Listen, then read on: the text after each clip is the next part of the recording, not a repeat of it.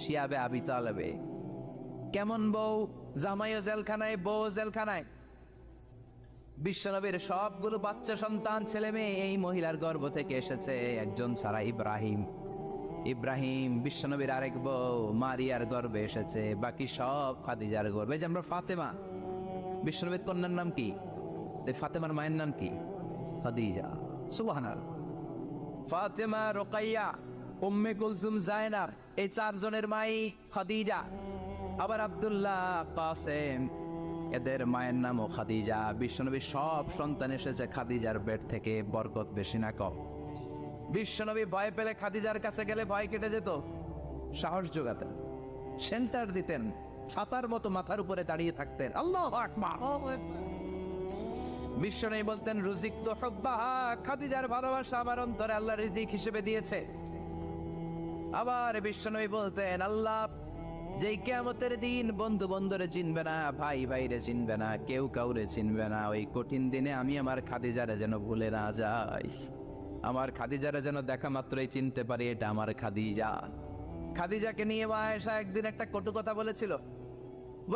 ও নবী, কবে আপনার এই বুড়ি মহিলা, বুড়ি বউ খাদিজা ইন্তেকাল করেছে, তারপরে কত সুন্দরী সুন্দরী বউ আমরা এসেছি, আমগরে ভালো লাগে না? খালি বুড়ির কথা কন কেউ? খালি ওই বুড়ির কথা স্মরণ করেন। আমরা আছি, আমাদের দিকে তাকান, আমরা কত সুন্দরী, আমরা কত ভালো।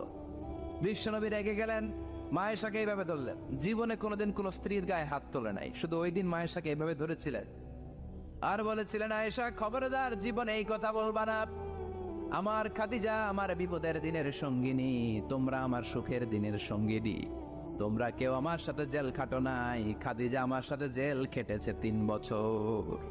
কয় বছর? কি মহিলা ছিল! বিশ্বনবীকে সবসময় আগলে রেখেছে, শেল্টার দিয়েছে, প্রতিভক্ত ছিল। খাবার নিয়ে বিশ্বনবীর জন্য এদিক সেদিক যেতেন, বিশ্বনবী না আসলে খেতেন না। বিশ্বনবীকে কলিজার চাইতো বেশি ভালোবাসতো, পতি যা বলবে তাই শুনতো।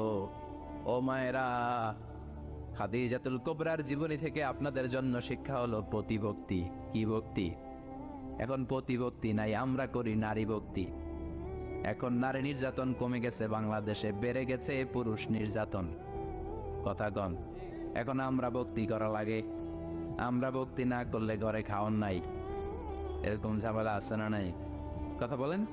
মায়েরা, বোনেরা, আপনার স্বামী যদি আপনার উপর নাখোশ থাকে, আপনার ইবাদত আপনাকে বাঁচাতে পারবে না।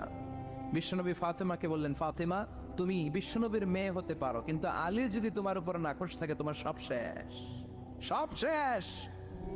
আবার বিশ্বনবী বললেন, আমি যদি এক আল্লাহ ছাড়া কারো সামনে মাথাটা নত করার বিধান দিতাম, এক আল্লাহ ছাড়া যদি কাউকে সেজদা করতে আমি বলতাম, আমি দুনিয়ার সব নারীদের বলতাম স্বামীর পায়ে সেজদা দিয়ে পড়ে থাকো। কি সম্মান আল্লাহ দিলেন স্বামীকে! আপনার জান্নাত আপনার স্বামীর ভেতরেই। স্বামীকে সন্তুষ্ট করেন, স্বামীর আনুগত্য করেন, দেখবেন ফ্যামিলিটা সুন্দর হবে। আর স্বামীরা স্ত্রীদেরকে ভালোবাসেন, স্ত্রীদেরকে ভালোবাসার গল্প শোনাবেন, দামি দামি শাড়ি কিনে দিবেন, স্ত্রীর সাথে প্রেম নিবেদন করেন, ভালোবাসা নিবেদন করেন, সংসারটারে শান্তিপূর্ণ করে দিবে কে? তার মানে খাদিজাতুল কুবরার জীবনে থেকে শিক্ষা কি? বললা গেছিল কি শিক্ষা? প্রতিভক্তি। কি ভক্তি? স্বামীকে ভক্তি করা লাগবে, তা না হলে জান্নাত নাই। কোরআন 30 পারা, এই সূরা একবার তেলাওয়াত করলে 10 পারার সওয়াব হয়ে যায়, 2 বারে পড়লে 20 পারার সওয়াব হয়ে যায়, 3 বারে পড়লে 30 পারার সওয়াব হয়ে যায়। পড়েন সুবহানাল্লাহ। 1/3 এই পুরো কিতাবের 1/3, 1/3 অফ দ্য বুক, সুলুসুল কোরআন, একবার পড়লে 10 পারা, 2 বার পড়লে, 3 বার পড়লে 30 পারা।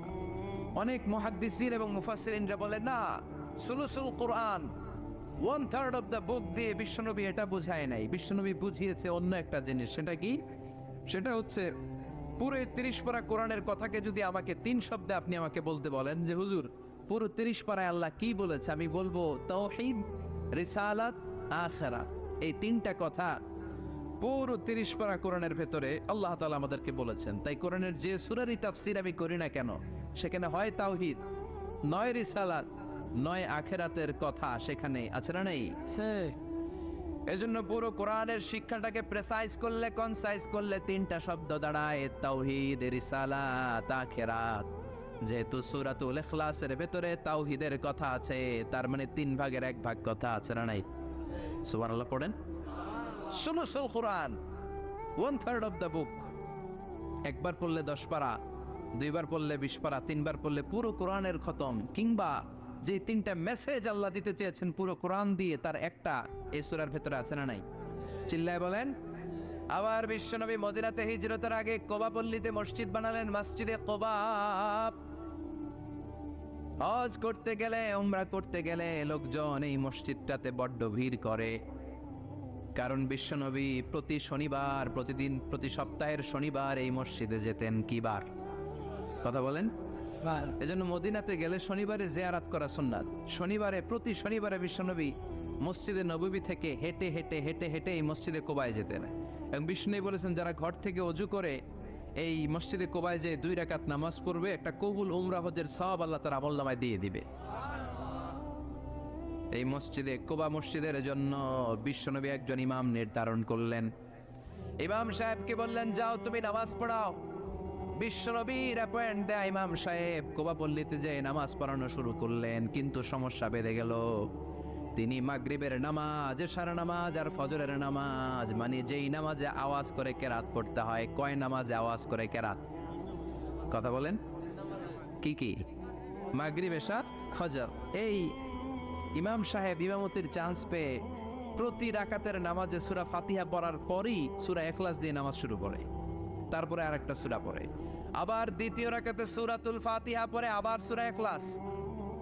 ফজরের সময়ও সূরা ইখলাস, এশার সময়ও সূরা ইখলাস, মাগরিবের সময়ও এই সূরা।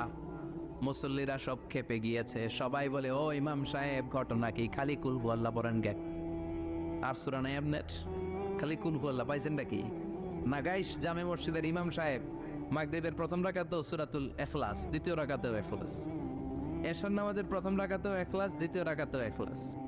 ফজরের রাকাতেও ইখলাস, দ্বিতীয় রাকাতেও ইখলাস। কি করবেন? আজকে ইমামের একদিন কি আমার একদিন। পাইছেন কি আপনি? সবাই বলে, আপনি পাইছেন কি? ইমাম সাহেব পড়তে মন চাইলে পড়ো, নাইলে অন্য মসজিদে যাও। কারণ এটা বাংলাদেশের সিস্টেমে সভাপতি সেক্রেটারির নিয়োগ দেয়া ইমাম না, নিয়োগ দিয়েছে বিশ্বনবী। আবার ক্যান্সেল করলেও লাগবে বিশ্বনবীরে, ঠিক কিনা? নিয়োগ দিয়েছে বিশ্বনবী, নিয়োগ বাতিল করলেও করবে কে? সেভাবে বিশ্বনবী। মুসল্লির তো কোনো এখতিয়ার নাই। সব মুসল্লিরা মিলে বিশ্বনবীর দরবারে যায়, যে বলে, নবী কি ইমাম সাহেব দিলেন, কুল হুয়াল্লাহ ছাড়া কিচ্ছু পারে না, খালি কুল হুয়াল্লাহ। কি এক মুসিবতে আছি। প্রত্যেক নামাজে কুল হুয়াল্লাহু আহাদ দিয়ে শুরু করে, এরপরে আরেক সূরা পড়ে। ঘটনা কি? বিশ্বনবী বললেন, ইমাম সাহেব রে ডাকো। বিশ্বনবী ইমাম সাহাবীরে বললেন, ও সাহাবী, কেন এই কাজটা করো? তোমার মুসল্লিরা বলে প্রতি রাকাতে কেন কুল হুয়াল্লাহ দিয়ে শুরু করো, ঘটনাটা কি? অন্য সূরা পড়ো না কেন? সাহাবী বলে, নবী গো, এই সূরাটারে আমি বড্ড বেশি ভালোবাসি। কারণ ফিহি সিফাতুর রহমান, এই সূরার ভেতরে আমার আল্লাহর পরিচয় আছে গো নবী। এই ছোট্ট সূরার ভেতরে রব্বুল আলামিন যত সুন্দরভাবে নিজের পরিচয়টা বলে দিয়েছেন, কোরআনের কোন সূরার ভেতরে সেই পরিচয় আমি পাই না।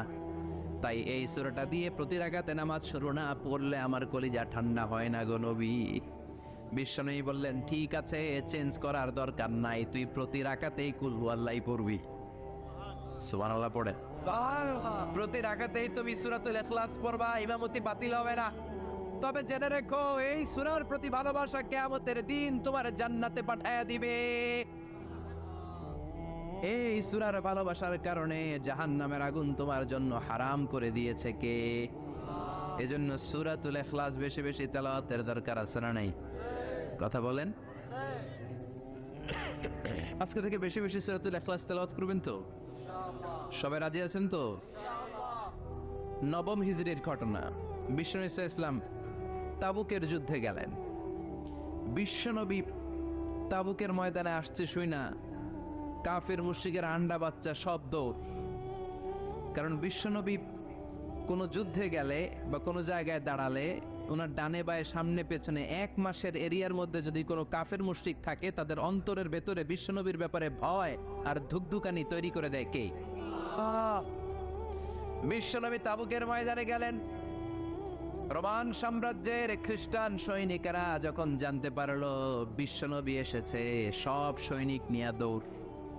আইজো দৌড়, কাইলো দৌড়, কই যুদ্ধের দরকার নাই, ভিক্ষা লাগবো না, আগে কুত্তা ঠাগান, সব দৌড়। কোন যুদ্ধ ছাড়াই বিশ্বনবী জিতে গিয়েছে, কোন সুবহানাল্লাহ। বিশ্বনবী আল্লাহ শুকরিয়া করলেন। হঠাৎ বিশ্বনবী দেখলেন আকাশের সূর্যের আলো ক্ষীণ হতে শুরু করেছে, কমতে শুরু করেছে। তিনি খেয়াল করে দেখলেন এর কারণ সাইয়েদনা জিব্রাইল বিশাল ফেরেশতাদের বহন নিয়ে পৃথিবীতে নেমে আসছেন। পড়েন সুবহানাল্লাহ।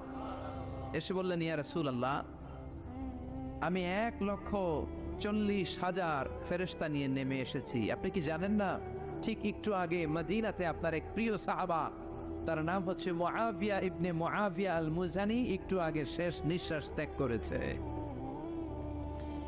বিশ্বনবী বললেন, ইন্না লিল্লাহি ওয়া ইন্না ইলাইহি রাজিউন। সাইয়েদনা জিব্রাইল বললেন, ও নবী, আপনি কি আপনার প্রাণের সাহাবীর জন্য গায়েবানা জানাজা পড়বেন না? বিশ্বনবী বললেন, অবশ্যই পড়বো। গায়েবানা জানাজা চিনেন তো? এটা পড়া কিন্তু সুন্নাহ। সামনে লাশ নাই, কিন্তু আমি ইমাম, সবাই দাঁড়ালেন পেছনে, আল্লাহু আকবার, 4টা তাকবীর দিয়ে আমরা নামাজ পড়লাম, মৃত ভাইয়ের জন্য দোয়া করলাম, এটার বলে গায়েবানা জানাজা। সুবহানাল্লাহ পড়েন। বিশ্বনবী বললেন, অবশ্যই পড়ব। সাহাবীদের মধ্যে ঘোষণা দিলেন, ও সাহাবারা, তোমাদের ভাই মুআবিয়া ইবনে মুআবিয়া আল মুজানি কিছুক্ষণ আগে মদিনাতে ইন্তেকাল করেছে। তোমাদের ভাইদের জন্য সবাই বাইরে বের হয়ে আসো, এই মাত্র আমরা, এই মুহূর্তে আমরা গায়েবানা জানাজা পড়ব। বিশ্বনবী প্রথম কাতারে দাঁড়ালেন, হাজার হাজার সাহাবারা লাইন ধরে দাঁড়ালো।